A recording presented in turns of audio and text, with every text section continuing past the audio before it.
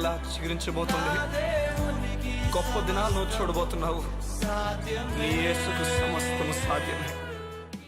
Good morning దేవుని ప్రియ కుమారుడా, good morning దేవుని ప్రియ కుమార్తె, special good morning to you. దేవుని లేఖనాలు మనకి ఏం నేర్పిస్తాయంటే భయపడుతూ మాట్లాడడం నేర్పించు. యేసు ప్రభు మరణం వరకు కూడా మానవ జాతి అంతా వారు అనుకునేవారు దేవుడు మాకు దూరం ఉన్నాడు, దేవుడు మమ్మల్ని కలవడానికి ఇష్టపడడు, దేవుడు మా పక్షాన్నడు. వారు ప్రతి దాంట్లో కూడా భయపడుతూ వారి జీవితాన్ని గడిపేవారు. భయము వారి గుమ్మంలోనే ఉండేదని చెప్పచ్చు. కానీ సగం ఇప్పుడు దేవుడు మన గుమ్మంలో ఉన్నాడు. నిజమేదే. బైబిల్ చెప్తుంది యేసు మరణించినప్పుడు తెర చిరిగిపోయిందని. ఆ తెర కూడా కింద నుంచి చిరగలేదట. కింద నుంచి అంటున్నప్పుడు మానవుడు చింపాడని చెప్పచ్చు.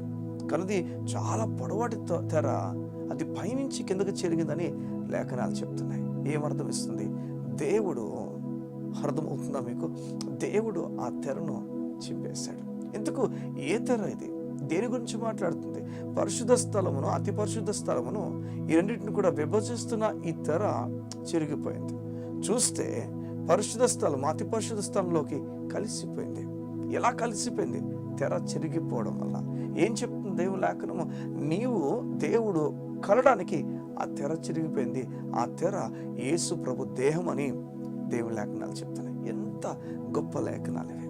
ప్రతిదానికి కూడా వివరణిస్తూ దేవుని లేఖనాలు మాట్లాడుతున్నాయి. ఎవరికని ఏది జరగదని దేవుని లేఖనాల్లో దేవుడు స్పష్టంగా మనకు చెప్తున్నాడు.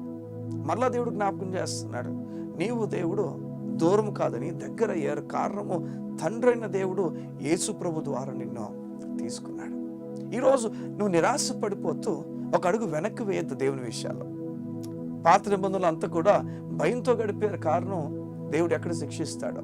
కొత్త నిబంధనకు వచ్చినప్పటికీ బైబిల్ చెప్తుంది, ఒక స్వరం ఎత్తి బిగ్గరగా ఆత్మ చెప్తున్నాడు ఈ విధంగా, ఆత్మదేవుడు చెప్తున్నాడు ఈ విధంగా, నీ శిక్ష యావత్తు కూడా పరలోకము నుండి నీ కొరకు దిగిన యేసు ప్రభు తీసుకున్నాడు.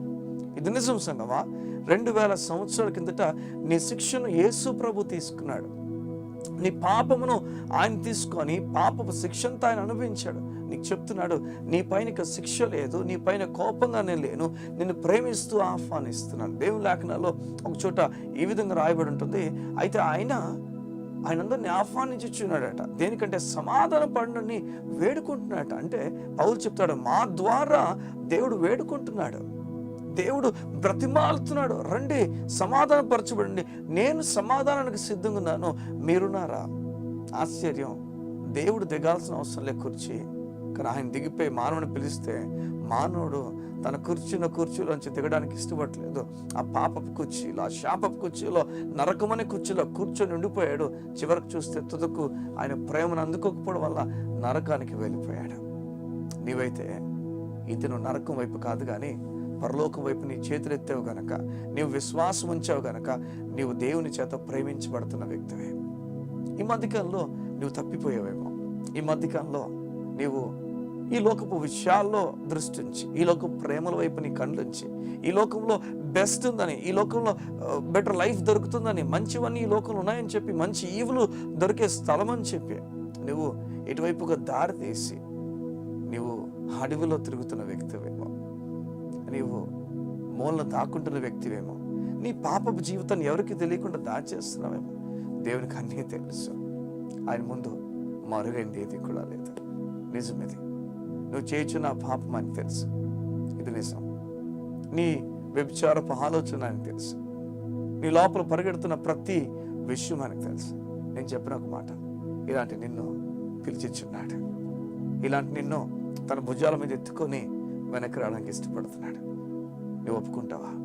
యోధి అన్న నిన్ను ప్రేమిస్తున్నాడు. నీవు పాత నిబంధనలు లేవు, నూతన నిబంధనలు ఉన్నావు. ఈ నిబంధన నీకేం చెప్తుందో తెలుసా? నేను ఎత్తుకొని నడిపిస్తాను, నేను ప్రేమించుచున్నాను, రా వెనక్కి, నేను వాడుకుంటాను. దానియల్ని వాడుకున్నట్లుగా, దావీదును వాడుకున్నట్లుగా దేవుడు నిన్ను వాడుకొనుగాక. తన పరిచర్య కొరకు బలమైన కార్యాలు నీ ద్వారా చేయనుగాక. The Lord is calling you.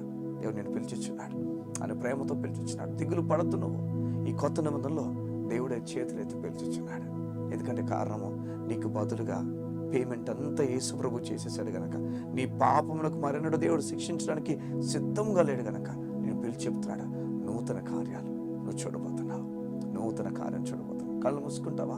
ఈ ఉదయం నీ గురించి, నీ కుటుంబం గురించి ప్రార్థన చేస్తాను. మా తండ్రి, నీ బిడ్డలు వారి కుటుంబంతో పాటు అయ్యా, వారి జీవితంలో ఏ చోట అలిసిపోయారేమో, నిరాశపడిపోయారేమో, నీవు కృంగిపోయిన ప్రతి వ్యక్తిని కూడా లేవనెత్తగల సామర్థ్యం కలిగిన దేవుడివి. వీరి కుటుంబాలు దీవించండి. వీరి కుటుంబాలకు నీ దయను ప్రకటించున్నాను, నీ సన్నిధిని ప్రకటించున్నాను, నీ గంభీరమైన నెమ్మదిని ప్రకటించున్నాను. జీవితంలో జరుగుతున్న ఏ విషయాలు కూడా వీరిని డిస్టర్బ్ చేయకుండా నీ నామమును వీరి పైకి ఎత్తి పట్టుకున్నట్లుగా వీరి కృప ఇవ్వండి. నీ సమాధానంతో వీరిని నింపుచున్నాను. అయ్యా, ఈ ఉదయం మాతో మాట్లాడుతున్నారు, మీరు మమ్మల్ని దర్శిస్తున్నారు. పాత నిబంధనలో ప్రవర్తించినట్లుగా కొత్త నిబంధనలు ప్రవర్తించట్లేదని కారణము సిలువ పైన నీవు మా పాపాలంతటి కూడా శిక్ష విధించినందుకు నీకు వందనాలు. నీ బిడ్డలు ఈ మరమును తెలుసుకొని, ఈ జ్ఞానమును సంపాదించుకొని, నీతో సాంగత్యం కలిగి, మంచి ఫెలోషిప్ కలిగి ముందుకెళ్ళినట్లుగా సహాయం చేయండి. నీ కృపకు వారి జీవితాలు అప్పగించుకుంటూ యేసు పరిశుద్ధ నామమున ప్రార్థించుచున్నాము తండ్రి. ఆమేన్, ఆమేన్. ఎంత సంతోషం కదా దేవునితో దగ్గర అవ్వడం. ఈ భావం ప్రతిరోజు నీకుండాలి. నీ జీవిత విషయాలు బట్టి ఇది తగ్గిపోదు, ఎక్కువదు, లేదో నువ్వు గుర్తుపెట్టుకోవాలి. దేవుడు నిన్ను ప్రేమించుచున్నాడు గనక యేసు ప్రభు ద్వారా దేవుని దగ్గర ఉన్నావని నేను నమ్ముతున్నా. సంతోషంగా నీ జీవితంలో ముందుకు వెళ్తామని దేవుడు అత్యధికమైన మేలు నీకు చేసి నడిపించును గాక. God bless you. See you tomorrow.